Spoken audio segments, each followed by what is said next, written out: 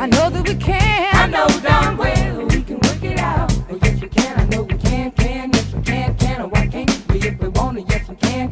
I know we can make it work. Thank you for joining me. Yes, we can with Pastor Sherman D.Manning.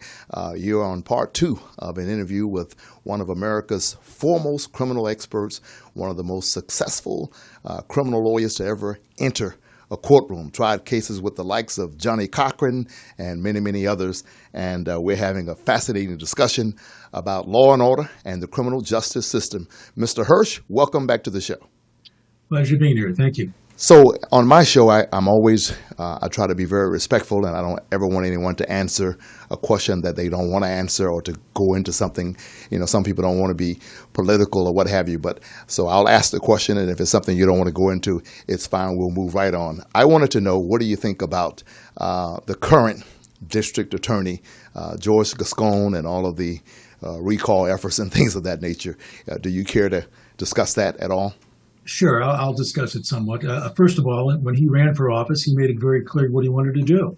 He was going to be a reformer, and he put out on his platform and on his campaign, I'm going to do this, this, and this. I'm not going to prosecute these crimes, and I'm going to have a different type of a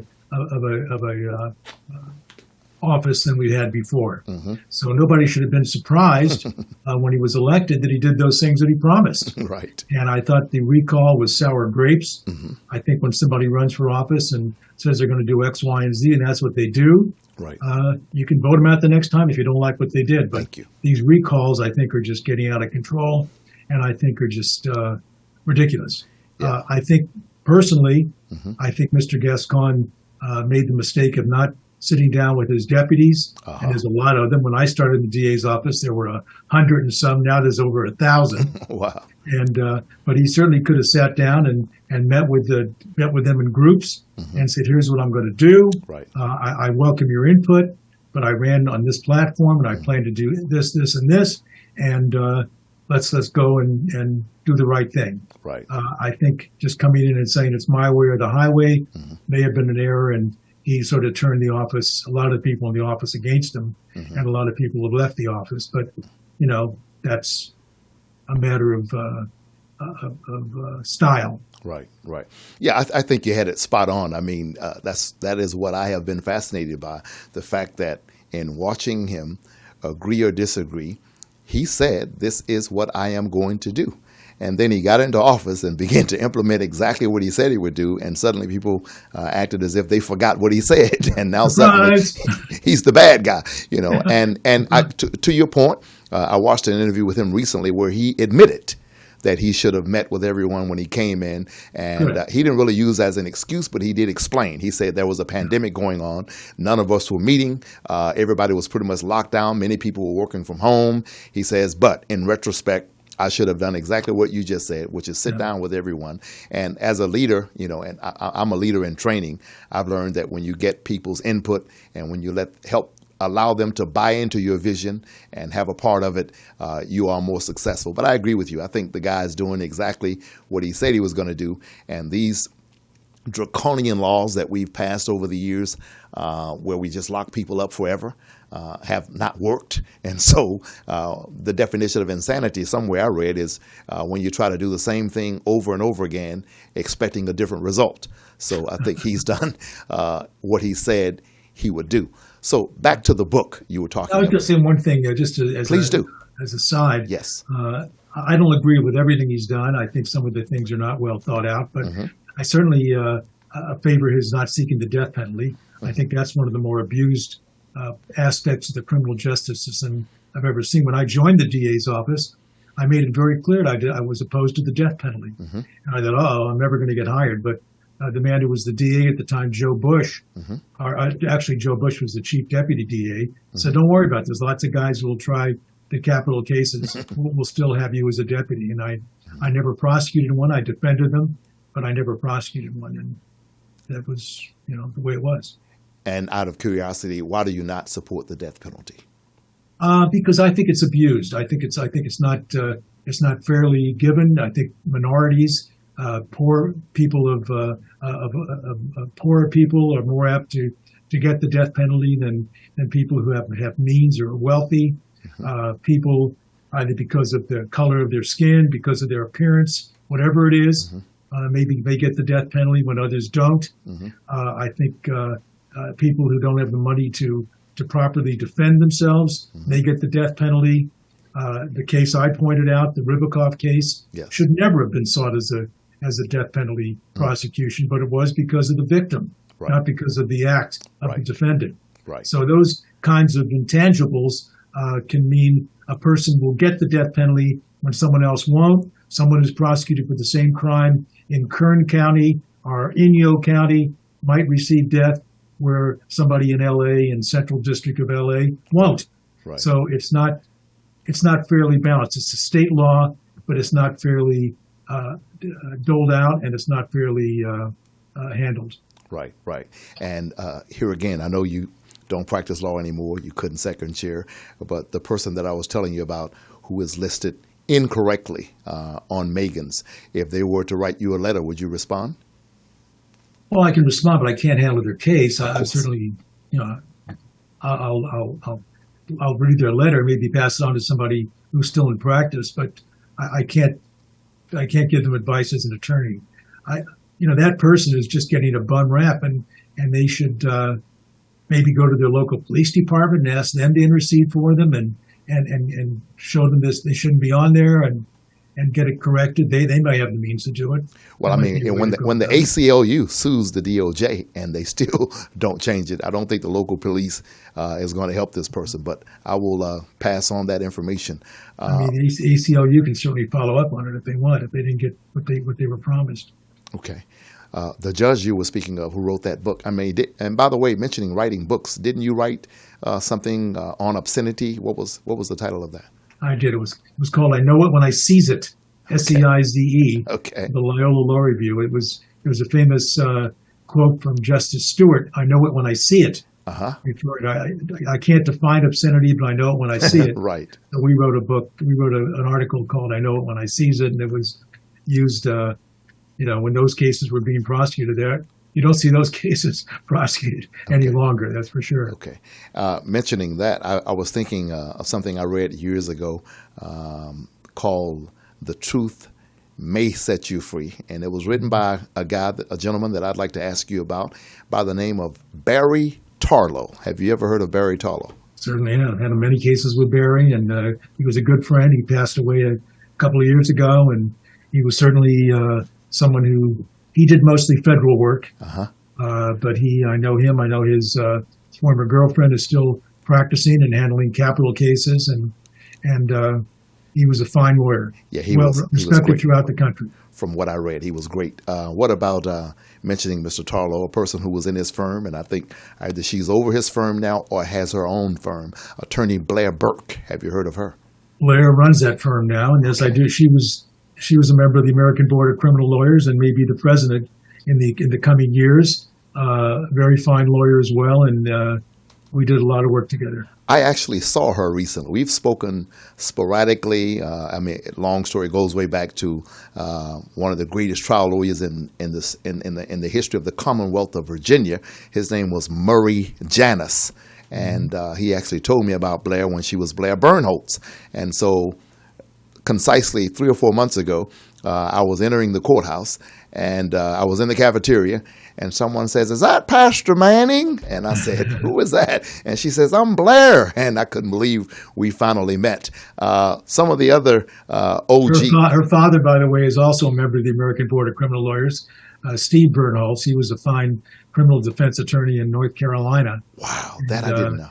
He's no longer practicing either, but he was a well-known guy back there, and I knew Murray Janus, and Murray was a fine lawyer as well. Did you know Murray? Wow. I did know Murray. Murray was actually a friend of mine. I lived in Richmond for maybe 4 or 5 years. I'm from Atlanta, Georgia, but I lived in Richmond. There you go. And that was I always called him my Jewish brother. He was, and I just have a good record with Jewish lawyers. He was a great lawyer, and there's wonderful lawyers in Atlanta. There's some great lawyers in Atlanta. Okay, so now you went to Atlanta, so I have to go. I can't leave Atlanta without asking you about Somerville, Georgia, which is Bobby Lee Cook. Have you heard of him?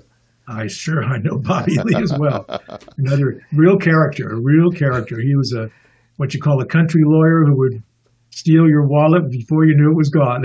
Yes, yes, He was yes. terrific. He was a great guy in court, and he was an old time classic criminal defense lawyer. To your knowledge, is he still alive? Because he should be about No, he 100. passed away. Wow. Okay. Okay. Wow. I didn't know that. Last time I saw him, he was nearly 90 years old. That's right. I had to meet him. I mean, if you watch enough of my shows, you'll see that lawyers have always fascinated me.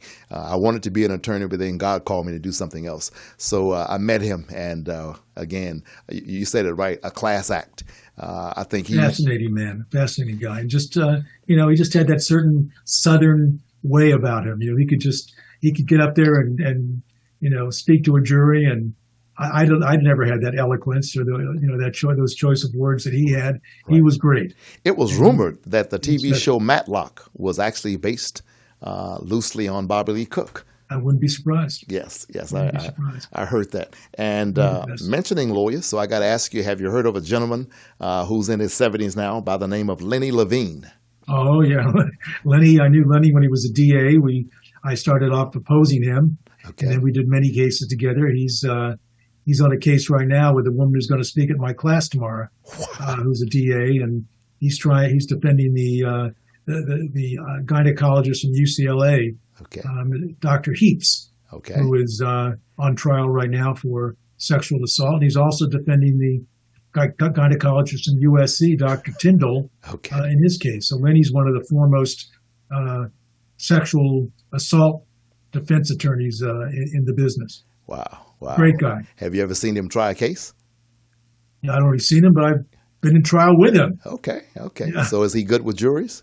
He's very good. Okay. And I have to ask you about our two other lawyers, one being Tom Mesereau. Oh, yeah. What do you know about Mr. Mesereau? Well, Professionally. he's another good friend. He did a great job for Michael Jackson way back in the day, and Yes. he's a good guy and a good lawyer, and one of the best around in my judgment. Yeah, that was a trial. I didn't, quite frankly, I said there's no way he's going to win that, especially, because one of the smart things, as you might remember, Johnny was able to do was to move O.J. Simpson to, I think it was downtown L.A. Downtown, right in Santa Monica. Right, but Tom had this case out in Santa Barbara with Santa Maria. Santa Maria, okay. Yeah. Is that near Santa Barbara?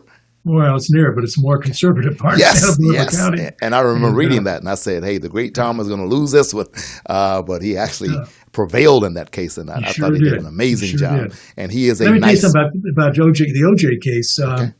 That case could have stayed if the DA had wanted to. He could have kept that case in Santa Monica probably Wow. and had a much different jury. Yes. But the DA at the time, Gil Garcetti, the father of the current mayor, wanted to keep tabs on it every day. So he wanted it right downtown. Oh, God. And I think that was a great error. That was a great error. Aside from the evidence, I think it was an error to move that case downtown. Along with Christopher Darden having the guy try on the gloves. You remember when he tried on Never do an experiment in court unless you know how it's going to turn out. Yes, and jokingly, some guys told me that Johnny Cochran was seen at the jail the night before the glove experiment, and that they were beating OJ's hands to swell them. It's a joke. It's a joke. They didn't have to. It was full. It was bloody. They shrank, and it was one of the dumbest things. I was doing commentary at the time for Court TV. Wow. And I probably saw you. Yeah. I was there the day that they put the glove on, and when he started to have him put the glove in, oh no! I said, I can't remember who the anchor was, but I said, oh no, don't do that. And well, sure enough, there he is. Not the wisest thing. And Jerry Spence was one of the commentators. Did you ever meet Jerry over the years? I did meet Jerry. Now let me tell you about Jerry. Jerry was another guy like Bobby Lee Cook, a country lawyer who had the wits and the brains and the charm you out of your whatever. Right. But, Jerry taught a course in picking juries, and I went to that once and tried to be Jerry Spence. Okay. Well, you can't be Jerry Spence. Okay. I'm just a country lawyer. Well, it didn't exactly play on with the guy from L.A. Right. But you be who you are. Yes. Jerry Spence Precisely. is Jerry Spence. He can wear cowboy jackets boots with ruffles coming out of them and be himself. But you don't try to emulate somebody who you are not. I had to tell that to a young pastor recently. So far as speaking and preaching is concerned, do not try to be someone else. Be who you are, and the wrong word is exploit, but you magnify that and use that as best you possibly can. But if you try to, if Mr. Hirsch is trying to be Mr. Spence, or even vice versa, it's just not going to work out so well. But I read every book. Don't try to be Pastor Manning if you're not. No one wants to be me. But I read every book that Mr. Spence wrote, and now we're getting to one of my. I've become very fond of this person, and that is Attorney Frank Gooch. Tell my audience how you met. Well, let's save that. We'll be right back right after this. Okay. All right. Thank you for joining us. You're watching a powerful, spectacular interview here on Yes We Can with Pastor Sherman D.Manning. If you would like to be a part of helping us continue to keep these positive, very interesting and insightful podcasts coming, go to yeswecanworshipcenter.org. Scroll down to the bottom of the page, click Donate Now, and you can send your donation. Help us feed the hungry, help us house the homeless, help us keep these podcasts coming. Many of you are physicians, attorneys, law professors, businessmen, entrepreneurs watching. Please go to our website today. Your donation from $100 to $10,000. There's no donation too large or small. It will make a difference and help us to continue bringing these very, very positive interviews. In this day and age, when you have so much negativity, you need a podcast like this. I often say, and people have said to me in public, that democracy now has nothing on Yes We Can Worship Center and Yes We Can podcast with Pastor Sherman D.Manning. And I thank you for watching. I thank you for tuning in. Please tell your friends about this podcast, share the link with others, and continue to watch us.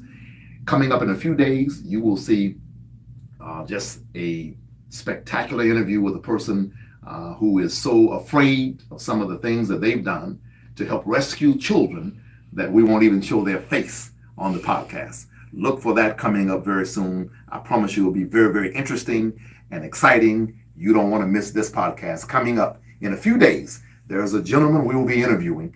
He won't even show his face because of some of the things he's done in Haiti and in other countries. Yes, we can. We'll continue to bring it to you, but we do need your help. Don't just look and not help.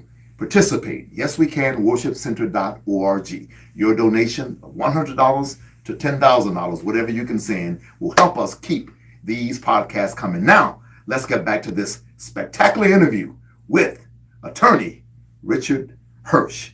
Take a look.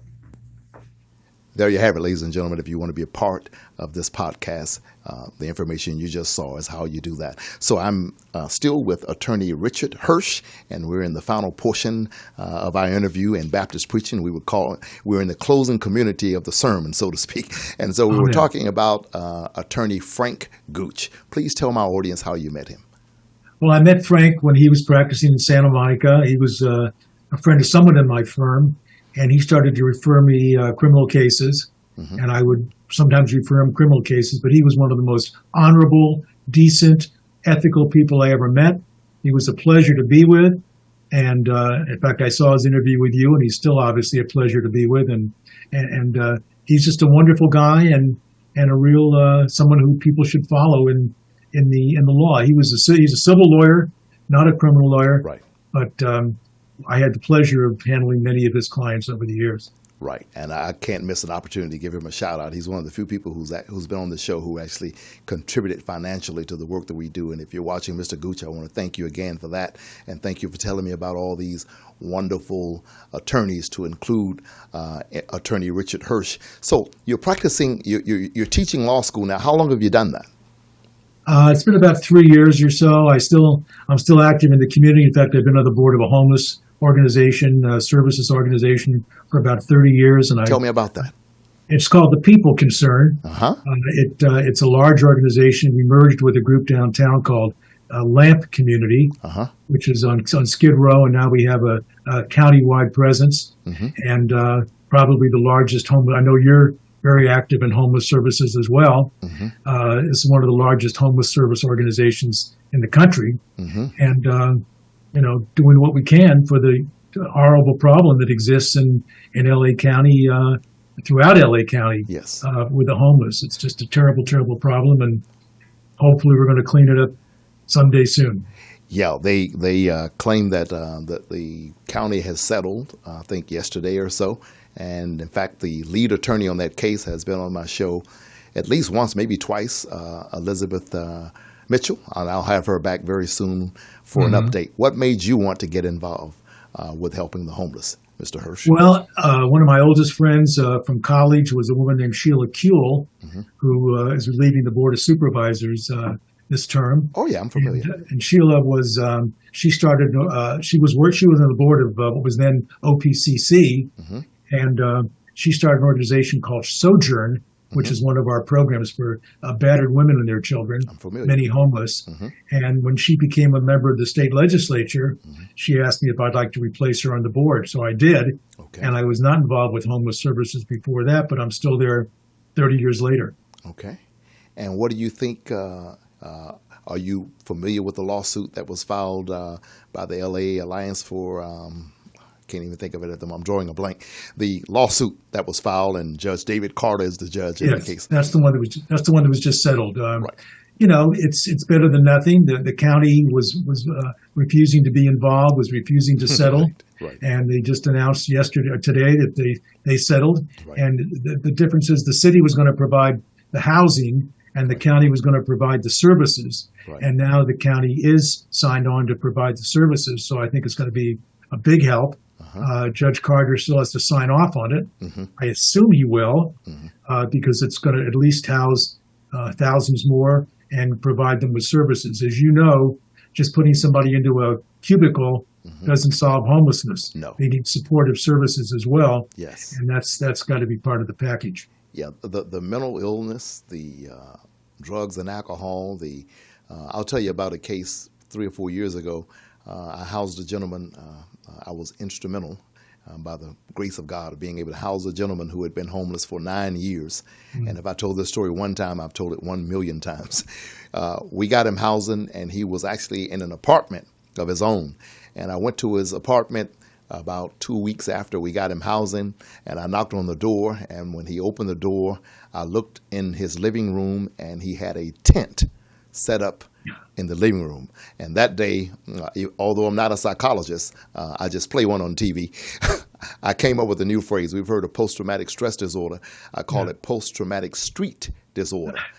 This guy had been homeless for so long that he had adapted to the streets, that he thought it would be more comfortable sleeping in a tent in his apartment than it would be sleeping in a bedroom. So you're correct. It takes more than just getting someone off the streets or getting them indoors. That's a large part of it, but it takes a lot more than that. It's very common for formerly homeless people to, if they get an apartment, to sleep on the floor. Yes. They haven't had a bed, Right. so they just lie on the floor and sleep. You know, there's all these, horrible traumatic things that have happened to them over the years. They find it hard to adapt to a quote normal way of life. Right, right. Talking about lawsuits, I saw recently where the ACLU is suing the LA County Jail for the conditions there. When you were practicing law, did you visit a lot of clients at LA County Jail? Thousands, and I also defended police officers who were jailers at the LA County Jail, and I went to the county jail, into the inside of the county jail, at the back of the cell blocks, and saw what went on. It's terrible. LA Central, Men's Central Jail is a disgrace. Yes. It should be torn down. It shouldn't be in existence. Some of the others are just as bad. They're putting mentally ill people into cell blocks without proper medication,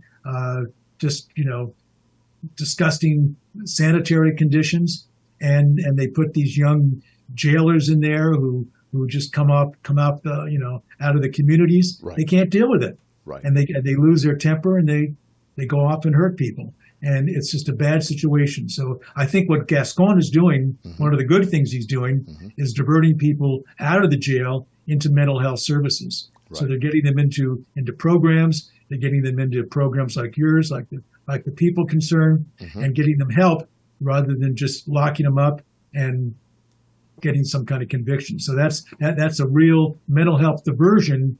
Is a great thing that's going on in our system today. Yes. I wrote a book called Creating Monsters, and the whole premise of the book is that places like LA County Jail, if you were not a monster when you went there, you might be a monster when you leave because of the treatment that's there, because of, I mean, it is a monstrosity of hatred and hopelessness and gangs and violence. And I don't think prisoners of war should be sent to LA County Jail. Who do you think is responsible for letting this jail get in the condition that it is right now?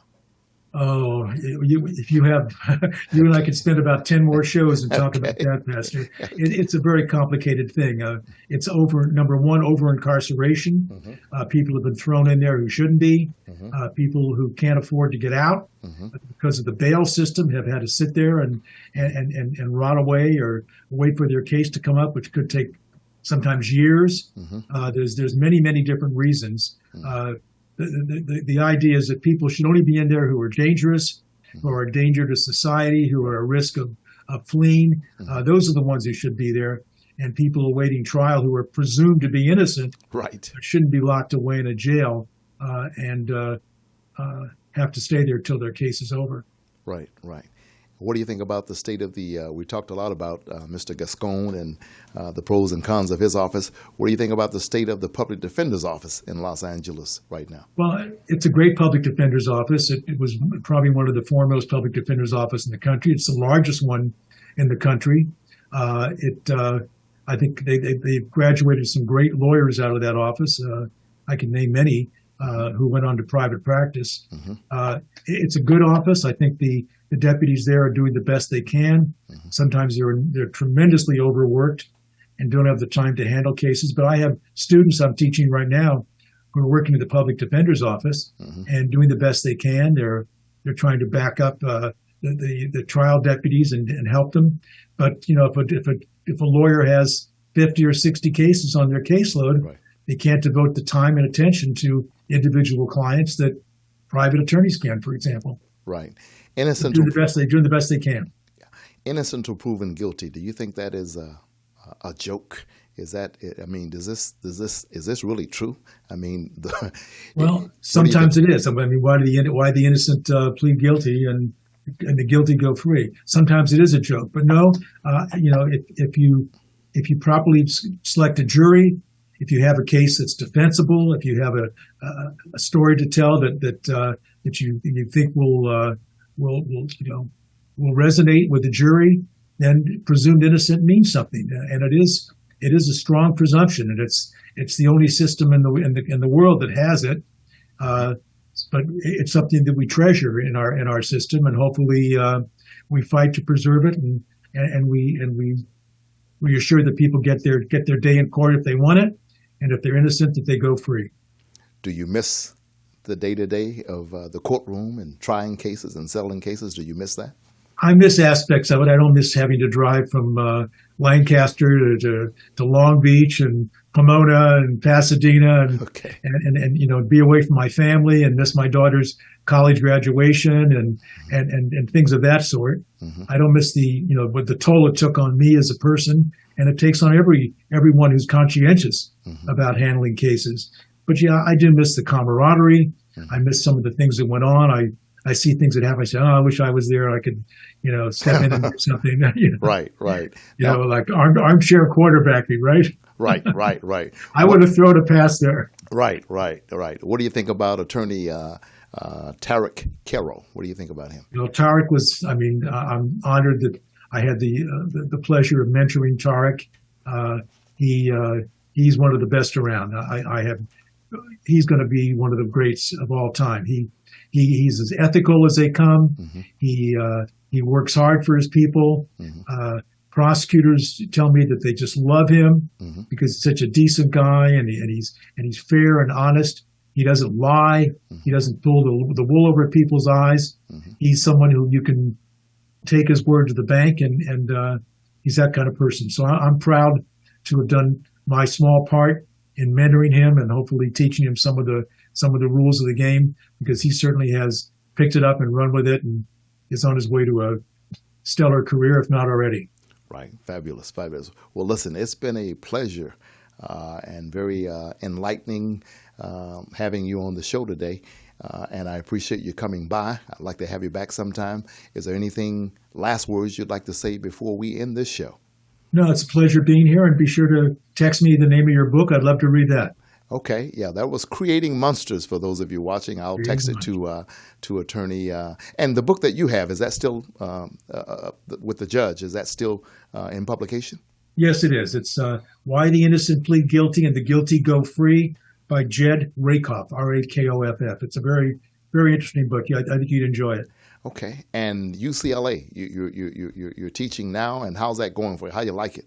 It's going well. Another class tomorrow night, and I think I get great pleasure out of it. And I love to tell some of the stories I told you to my students and let them learn from my experience.